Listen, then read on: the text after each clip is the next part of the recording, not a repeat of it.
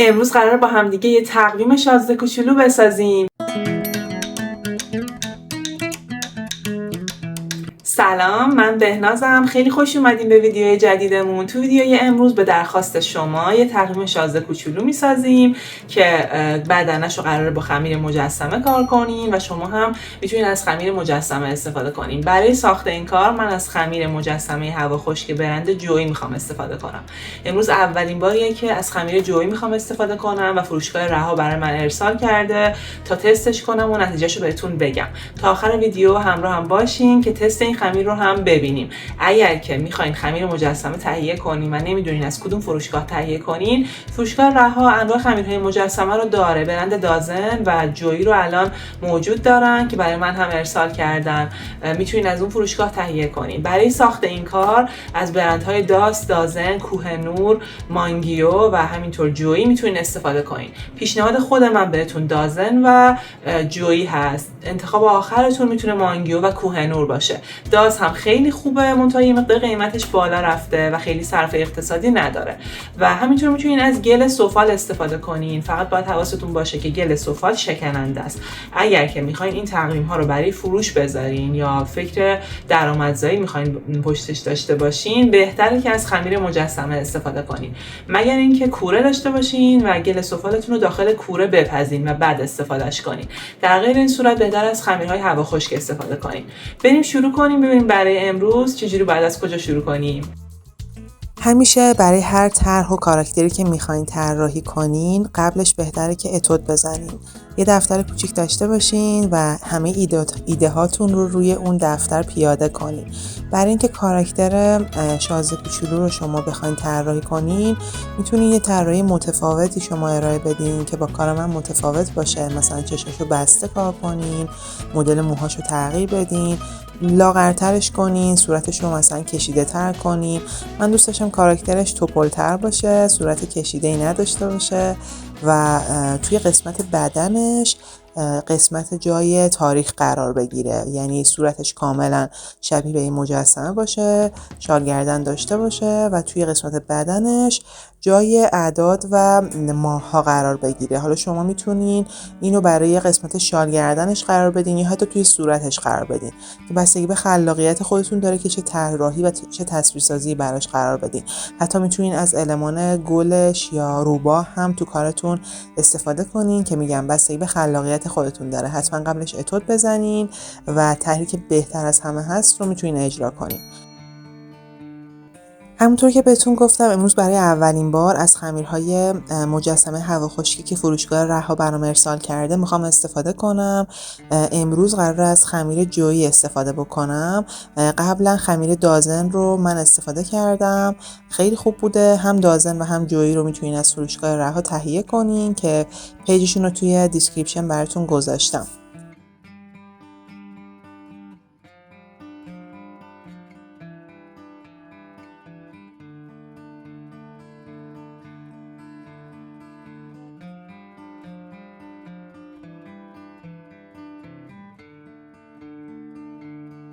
تقریبا 1/3 تا 1/2 خمیر رو من برای ساخت این کار استفاده میکنم. اول از همه باید ورز بدین. بافت این خمیر خیلی نرمه، برخلاف خمیر مانگیو که خیلی سفت و متراکم بود. بافت این خمیر بسیار بسیار نرم و خوشبافت بود و برای اینجور کارها خیلی ساختن یه سری کارهای این شکلی باهاش خیلی راحته، خیلی راحت فرم میگیره و در کل بافتش به نسبت بقیه خمیرها خیلی نرم تره.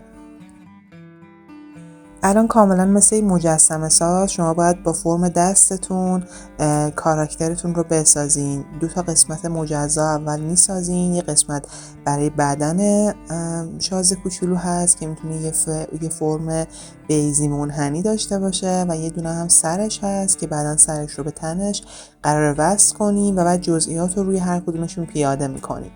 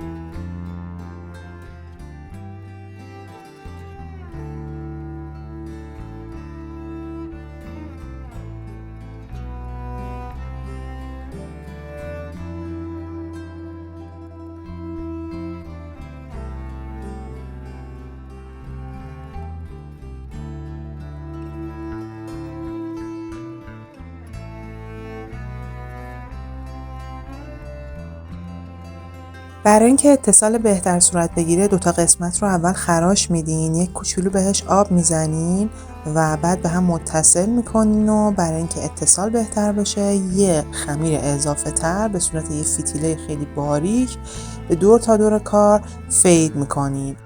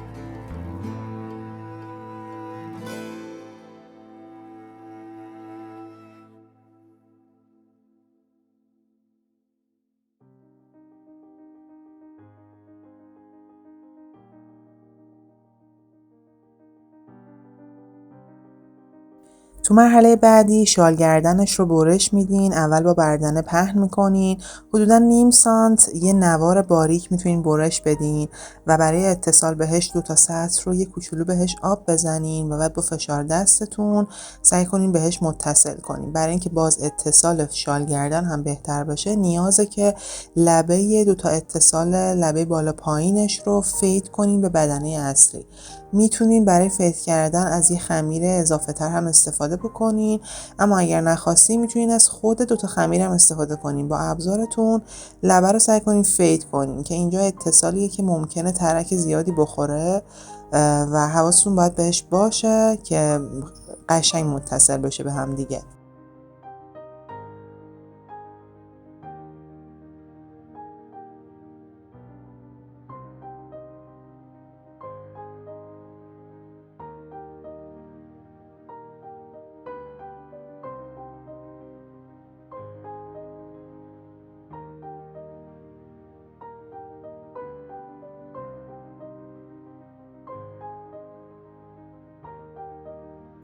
اینجا وارد جزئیات چهره میشیم. میتونیم یه فرو رفتگی برای قسمت حفره چشماش ایجاد بکنیم که برجستگی روی در واقع بینی و روی ابروها رو مشخص‌تر بکنیم.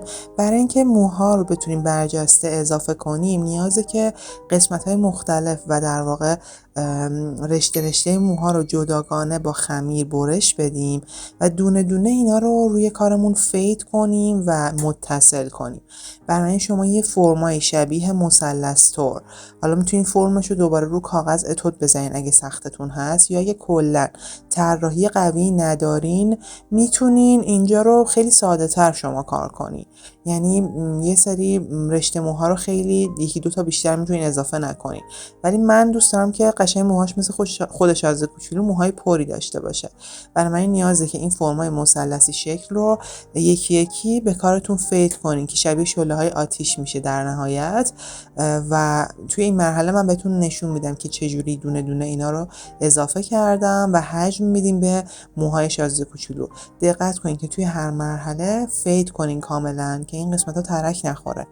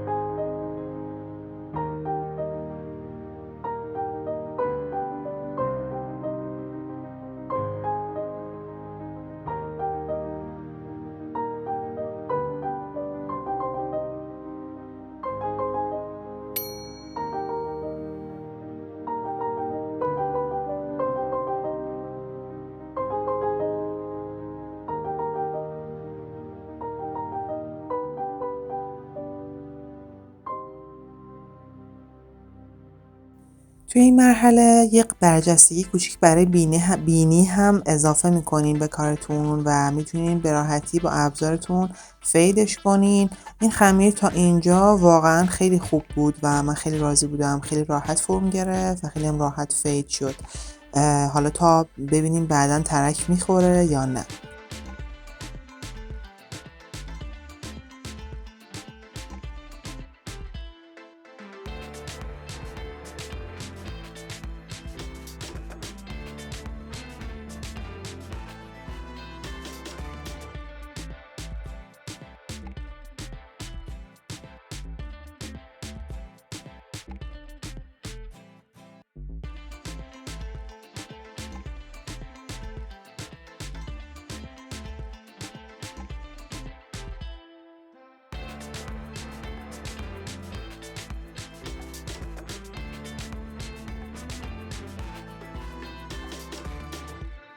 اینجا میریم سراغ خالی کردن قسمت در واقع تقویممون. همونطور که میبینین ترک زیادی خورد این قسمت. شما سعی کنین زودتر این قسمت رو خالی کنین، چون اگه خوش شده باشه این مقداری احتمال آسیب زدن به بدن زیاده و احتمال ترک خوردن میره بالا. اگر ترک خورد اتفاق خاصی نمیفته، میتونین با آب ترک رو بگیرین و قسمت ترک رو با یه تیکه گل اضافه تر ترمیم کنین. یعنی روی اون قسمتی که ترک خورده یه گل نرمی، یه خمیر در واقع نرمی بزنین و خمیر جدید رو فید کنین تا اون قسمت ترک خورده پوشونده بشه.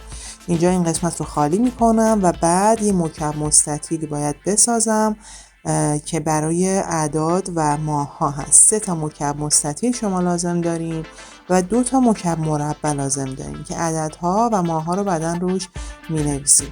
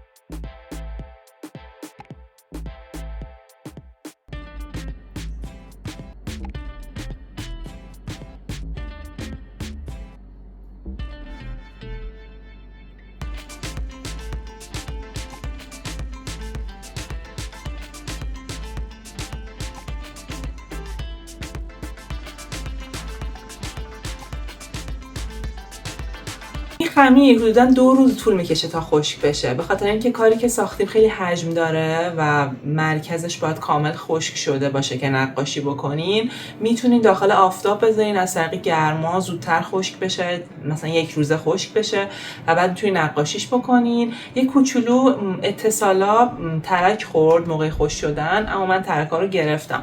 اگر برای شما هم اتفاق افتاد، ترکا رو با استفاده از آب و ابزارتون میتونید فید کنین توی کار که با ها خشک نشه. بعد از اون با اکریلیک میتونین نقاشی کنین و مراحل نقاشی الان با هم میبینین. برای نقاشی اول لازمه سنباده بزنین تا هم سطحش صاف بشه و هم اگه ترک خیلی ریزی توی کار هست ترک‌ها رو بتونین تمیز کنین با سنباده و بعد که نقاشی میشه توی کارتون خیلی واضح نباشه. برای نقاشی بعد از سنباده باید یه لایه ابر و در واقع اسفنج و آب هم روی کارتون بزنین که در واقع گرد و غبارا و ذرات ریزی که روش وجود داره از بین بره و به استر مناسبی باشه برای نقاشی کردن. برای نقاشی حتما از رنگ اکریلیک باید استفاده کنین. برای رنگ پوستش از سفید و زرد و قرمز میتونین ترکیب کنین. یه گلبهی روشن متمایل به زرد میتونین بسازین. برای رنگ موهاش اول یه زمینه یه رنگ اوکر بزنین و بعد میتونین زرد و طلایی روی رنگ اوکر پیاده کنین. برای لباسش که سبز شماره 37 رو کار میکنین و برای شالش هم از قرمز کادمیوم میتونین استفاده کنین.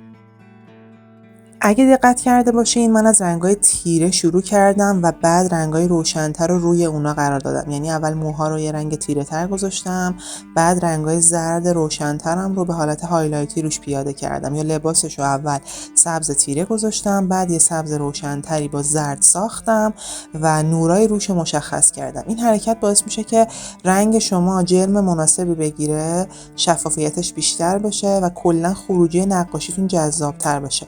و این تکنیکی که کلا توی نقاشی اکریلیک شما باید پیاده کنید.